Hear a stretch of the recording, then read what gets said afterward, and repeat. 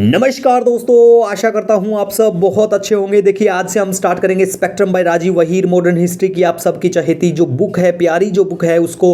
और देखिए हमारा सबसे जो मेन जो है इसका उद्देश्य जो है, मोटिव है लेक्चर का कि भैया नंबर 1 एडवर्टाइजमेंट नहीं देंगे हम, ठीक है। मजा आएगा एग्जाम से पहले बिल्कुल। दूसरी बात क्या है, 1.5 आवर में हम कवर करने का कोशिश करेंगे, ठीक है। 1.5 घंटे में पूरी किताब को खत्म करेंगे अच्छे से, कुछ छोड़ेंगे भी नहीं, ठीक है। और देखिए बिल्कुल जो भी आपका सजेशन सुझाव मोस्ट वेलकम, आप मुझे कमेंट कर सकते हैं। तो लीजिए स्टार्ट करते हैं। देखिए चैप्टर फर्स्ट की अगर स्पेक्ट्रम की बात करें, यहां पे जो है sources for the history of modern India, ठीक है भैया। ये जो भी चैप्टर आएंगे ना, ये सारे सोर्स ही हैं मॉडर्न हिस्ट्री को समझने पढ़ने के लिए, ठीक है। तो कुछ भी खास नहीं है। सेकंड चैप्टर में कुछ इंपॉर्टेंट पॉइंट है, तो लीजिए स्टार्ट करते हैं। देखिए सेकंड चैप्टर में है major approach to the history of modern India, कि मॉडर्न इंडिया हिस्ट्री को हमें पढ़ने के लिए क्या कुछ अप्रोच है यहां पे। तो देखिए पहला है कॉलोनियल अप्रोच, ठीक है।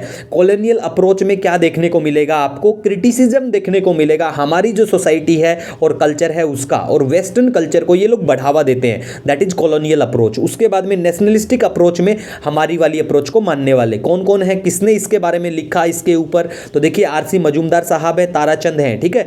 मार्क्सिस्ट आइडियोलॉजी क्या focuses on the primary contradiction between the interest of colonial master and native subject, किसने इस आइडियोलॉजी के ऊपर लिखा है, तो देखिए आरपी दत्ता है, रजनी पालमे दत्ता और AR देसाई, ठीक है। AR देसाई ने लिखा social background of Indian nationalism 1948 में, ठीक है। बिल्कुल याद रख लेना ये सब। आरपी दत्ता जो है इन्होंने लिखा इंडिया टुडे 1940 में, 47 में इंडिया में फिर हुआ ये प्रकाशित, ठीक है। तो ये पता होना चाहिए। उसके बाद में देखिए एक सबल्टर्न अप्रोच भी है, जिसमें बताया गया कि कॉमन जो जनता है, मासेज हैं, उनको नेग्लेक्ट किया गया है। ये लिखा रंजीत गुहा साहब ने, ठीक है। उसके बाद में देखिए इंपॉर्टेंट जो लिखा है the high cast Hindu women, the high cast of Hindu women 1887 में पंडिता रामाबाई ने लिखा। मदर इंडिया बाई कैथरीन मायो 1927 में, ठीक है। याद रख लेना, कई बार सीक्वेंस में पूछ लेते हैं, सिविल सर्विस में भी और PCS में तो डायरेक्ट ही पूछे जाते हैं, ठीक है गाइस। तो मजा आने वाला है लेक्चर में आपको। उसके बाद में देखिए थर्ड चैप्टर की हम बात करें, आप सबको पता है थर्ड चैप्टर के बारे में, advent of European and consolidation of British power in India, ठीक है। तो देखिए पुर्तगीज के बारे में, पुर्तगालियों के बारे सॉरी गाइस, पुर्तगालियों के बारे में यहां पे हम बात करें तो देखिए first European to come and last to leave, ठीक है। और देखिए कौन आया, वास्को डी गामा, सबको पता है यार, बच्चे बच्चे को। Vasco D gamma led by Gujarati pilot के साथ अब्दुल माजिद था कालीकट के वहां पे, और उस टाइम पे कौन था वहां का राजा, जयमोरिन था वहां पे, ठीक है। 1498 में ये आता है। और देखिए अब कुछ इंपॉर्टेंट ट्रीटी है, जैसे ट्रीटी ऑफ टोर्डिसलास, जो भी आपका प्रोनाउंसिएशन है, 1494 में ये होती है। इस ट्रीटी के तहत पुर्तगाल एंड स्पेन जो है वो डिवाइड करते हैं non Christian world between them, आपस में, ठीक है, ये याद रखना। उसके बाद में देखिए पुर्तगालियों के कुछ ट्रेड सेंटर थे, कालीकट है, कन्नौर है, कोचीन है। कन्नौर के बारे में देखिए आपको पता होगा, केरला में ही पड़ता है कन्नौर जिसको कहा जाता है, कोचीन भी वहीं पड़ता है, ठीक है। और देखिए पुर्तगालियों ने किले भी बनवाए थे कुछ, जैसे अंजाडीवा कर्नाटका के उधर पास में ही पड़ता है, कोचीन वही है, कन्नौर किलवा, ठीक है। और देखिए ब्लू वाटर पॉलिसी भी थी, जिसे कार्टाज सिस्टम भी कहा जाता है। फ्रांसिस्को डे अल्मीडा इसको लेके आए थे, जो फर्स्ट गवर्नर इंडियम, ठीक है, ये इसको लेके आए थे बिल्कुल। और इस ब्लू वाटर पॉलिसी का मेनली काम था कि पुर्तगाली जो है इनको मास्टर बना देना इंडियन ओशन जो है इसका। उसके बाद में देखिए अल्फोंसो डे अल्बर्क्यूक, जो भी आपका प्रोनाउंसिएशन है, इन्हें real founder of Portuguese power in east कहा जाता है। इन्होंने इंट्रोड्यूस किया परमिट सिस्टम और एबोलिशन ऑफ सती के ऊपर भी इन्होंने काम किया। उसके बाद में नीनो दा कुन्हा है, इन्होंने ठीक है शिफ्टेड किया हेडक्वार्टर, ठीक है, पुर्तगालियों का, कहां से, कोचीन टू गोवा में, ठीक है। हेक्टर ड्रैगन और ओशियंडर, ये किसी आदमी के नाम नहीं है भैया, ये सिप जहाजों के नाम है, ये याद रख सकते हैं। और पुर्तगालियों ने स्टार्ट किया, प्रिंटिंग प्रेस है, टैबाकू ये लोग लेके आए। अब देखिए कैसे क्या पुर्तगालियों का डिक्लाइन हुआ, तो देखिए यहां पे हम सबसे बड़ी बात करेंगे। और देखिए मुगल्स जो हैं उनके साथ भी फिर इनकी नहीं बनती थी, मतलब लूज हो गई फेवर इनका, मतलब मुगल नहीं करते थे, शुरुआत में तो करते थे लेकिन बाद में नहीं करते थे। उसका मेनली काम था ये लोग पायरेसी करने लग गए, ठीक है। अब देखिए डिक्लाइन कैसे हुआ पुर्तगालियों की अगर हम बात करें तो देखिए राइज ऑफ मराठा, अगर हम बात करें 1730s के आसपास का जो टाइम था, मराठाओं का राइज हो रहा था उस टाइम पे। दूसरा देखिए इनकी जो पॉलिसी थी पुर्तगालियों की, policy of conversion to Christianity, इससे भी लोग परेशान हो गए थे बिल्कुल। डिसऑनेस्ट ट्रेड प्रैक्टिस थी, ये ईमानदार नहीं थे। डिस्कवरी ऑफ ब्राजील ने भी डाइवर्ट किया इनका माइंड वेस्ट की तरफ फिर ट्रेड करने के लिए, ठीक है। नेक्स्ट बात करें गाइस यहाँ पे, तो देखिए डच के बारे में फिर बिल्कुल आपको पता होना चाहिए। तो देखिए डच के बारे में बात करें तो देखिए फर्स्ट फैक्ट्री इन्होंने एस्टैब्लिश की मछलीपट्टनम में 1605 में, और इनकी हार होती है battle of Hooghly 1759, and they were not much interested in empire building. भैया महल बनाने के लिए नहीं आए डच यहाँ पे, इनका मतलब मेनली थिंकिंग थी कि भैया हम लोग ट्रेड करेंगे बस। वैसे देखिए जब लड़ाई करने की आपकी हिम्मत नहीं है तो यही सब बोलोगे। उसके बाद में नेक्स्ट गाइस बात करें, देखिए बैटल ऑफ बिदारा के बारे में बात करें 1759 में, डच जो भाई साहब हैं इनकी भी बड़ी अच्छी हार होती है उस बैटल में भी। उसके बाद में नेक्स्ट बात करें यहाँ पे इंग्लिश, अंग्रेजों के बारे में, जिन्हें आप अंग्रेज बोलते हो ना कि अंग्रेजों ने हमारे ऊपर राज किया, ये सब ड्रामा किया जो भी है, वो ये वाले इंग्लिश थे, ठीक है। तो देखिए इंग्लिश के बारे में बात करें तो इन्होंने अपनी फैक्ट्री सूरत में फर्स्ट, ठीक है, 1613 में। उसके बाद में देखिए नेक्स्ट बात करें, बंगाल के ऊपर सब यही चाहते थे कि बंगाल के ऊपर हमारा कंट्रोल हो। क्यों? क्योंकि देखिए बंगाल बड़ा और रिच और एडवांस ट्रेड कॉमर्स का सेंटर था भैया, ठीक है, और मुगलों के टाइम पे भी इंपॉर्टेंट प्रोविंस था बंगाल इसी वजह से, ठीक है। विलियम हेज के बारे में बात करें, first agent and governor of the company in Bengal, ये याद रखना, ठीक है। नेक्स्ट बात करें गाइस यहाँ पे, तो देखिए अब हम फ्रेंच के बारे में बात करेंगे, ठीक है, जो फ्रांसीसी जो आए थे हमारे देश में उनके बारे में। तो देखिए फ्रेंच के बारे में गाइस हम यहाँ पे बात करें तो देखिए पुदुचेरी नर्व सेंटर था फ्रांस का, मतलब मेनली इनका जो काम था, इनका जो धंधा था, इनका ट्रेड सेंटर यहीं से चलता था, ठीक है, ठीक है।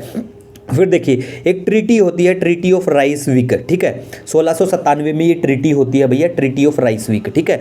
इससे क्या होता है, पुदुचेरी जो है फ्रांस के हाथ से चला जाता है तो बाद में वो रिस्टोर कर लिया जाता है, ठीक है। और रीऑर्गेनाइजेशन ऑफ फ्रेंच कंपनी 1720 में होता है, ये भी याद रखना। उसके बाद में देखिए फर्स्ट कार्नाटिक वार, भैया ये कार्नाटिक ड्रामा है क्या? देखिए कार्नाटिक जो नाम है ना ये यूरोपियन ने दिया था, हमारा जो कोरोमंडल जो कोस्ट है इंडिया का उसको, ठीक है, ये याद रखना। फर्स्ट कार्नाटिक वार कब होता है? 1740 से 48 में होता है। और देखिए यूरोप में जो अंग्रेजों की और फ्रांस की जो लड़ाई चल रही थी उसी का ये एक्सटेंशन था और कोई नया ड्रामा नहीं था फर्स्ट कार्नाटिक वार। और इसके तहत फिर ट्रीटी ऑफ एक्सला चैपल होती है 1748 में, ये भी याद रखना, ठीक है। उसके बाद में देखिए एक बैटल ऑफ सेंट थोम होती है, किसके बीच में होती है? फ्रांस और अनवरुद्दीन के बीच में, ठीक है। और अनवरुद्दीन की कौन हेल्प करता है? अंग्रेज करते हैं अनवरुद्दीन की सहायता, ठीक है। सेकंड कार्नाटिक वार के बारे में अब हम यहां पे बात करें गाइस, तो देखिए सेकंड कार्नाटिक वार के बारे में बात करें तो ये होता है 1749 से 54 के बीच में, बैटल ऑफ अंबूर होती है 1749, ये सेकंड कार्नाटिक वार में ही होती है। अब देखिए सेकंड कार्नाटिक वार होता क्यों है? देखिए सेकंड कार्नाटिक वार की अगर हम बात करें ना तो देखिए आप सभी को डुप्लेक्स के बारे में पता होगा, फ्रांस का काफी जाना माना नाम है, अच्छा गवर्नर था, ठीक है। तो इनका क्या हुआ, ये चाहता था कि मैं अपना पॉलिटिकल इन्फ्लुएंस जो है, फ्रांस का जो पॉलिटिकल इन्फ्लुएंस है वो साउथ इंडिया में भी और तगड़ा मतलब अच्छे वाला करूं अपना। तो इसीलिए ये चाहता था इंटरफेयर करना, हमारे जो लोकल जो डायनेस्टिक जो राजा थे उनके बीच में जो डिस्प्यूट था उसके बीच में मतलब इंटरफेयर करके उसको सोल्व करना और अपने आप को राजा करना कि भैया बहुत अच्छा आदमी है, हमारे डिस्प्यूट भी सुलझा देता है। अंग्रेजों को ये बात पसंद नहीं आई तो बोला लो लो भैया करेंगे तुम्हारा भी काम, तो सेकंड कार्नाटिक वार फिर हो जाता है, ठीक है। उसके बाद में सॉरी गाइस नेक्स्ट बात करें थर्ड कार्नाटिक वार के बारे में। तो देखिए थर्ड कार्नाटिक वार जो होता है 1758 से 63, ठीक है, 63rd, ठीक है, 1763 तक होता है ये, जिसे 7 ईयर ऑफ वार भी फिर कहा जाता है, ठीक है गाइज। इसके अगर हम गाइज बात करें तो देखिए इससे रिलेटेड है बैटल ऑफ वांडीवास जो है, ये बिल्कुल तमिलनाडु में वांडीवास जो एरिया ये पड़ता है, 22 जून 1760 में होती है। Treaty of peace of Paris 1763 में होती है। Battle of Plassey 23 June 1757, date यूं की यूं याद कर लेना, पेपर में बहुत बार पीसीएस वीसीएस में तो पूछ लेते हैं, ठीक है। अब देखिए यहाँ पे अगर हम बात करें थर्ड कार्नाटिक वार की, कि थर्ड कार्नाटिक वार के अगर बैकग्राउंड की बात करें तो क्या था, देखिए भैया फ्रेंच आर्मी जो है ना अंडर काउंट डे लाली एक बंदा था, ठीक है, काउंट डे लाली, उसके अंडर में थी फ्रेंच आर्मी और इन्होंने कैप्चर कर लिया था अंग्रेजों का एक फोर्ट था सेंट डेविड, ठीक है, मतलब एक फोर्ट अंग्रेजों का कैप्चर कर लिया। तो भैया ऐसे ही थोड़ी करने देंगे अंग्रेज, मतलब इंग्लिश जो थे ना उनका कर लिया था, तो इसी वजह से ये ड्रामा क्रिएट हो गया, लड़ाई हो गई, ठीक है। इसी के साथ देखिए गाइस लास्ट में इस चैप्टर के हम बात अगर करें तो यहाँ पे देखने को मिलेगा कि अंग्रेज जो है वो सक्सेस क्यों हुए, सबके साथ ही सबको घुमा घुमा के मारा है, क्यों? देखिए पहला कारण अगर हम बात करें यहाँ पे तो देखिए नवल, आप सभी को पता होगा ये सारी चीजें वैसे, तो देखिए नवल सुपीरियरिटी, ठीक है। दूसरा क्या है? इंडस्ट्रियल रेवोल्यूशन है, ठीक है। तीसरा क्या है? वहां की डेट मार्केट बहुत अच्छी थी, जब हर जगह सब कुछ, सब लोग, जब जैसे फ्रांस दिवालिया हो गया था, ये पैसा नहीं था इनके पास, तो अंग्रेजों के पास भैया इंग्लिश जो थे ना इनके पास भरपूर मात्रा में पैसा था।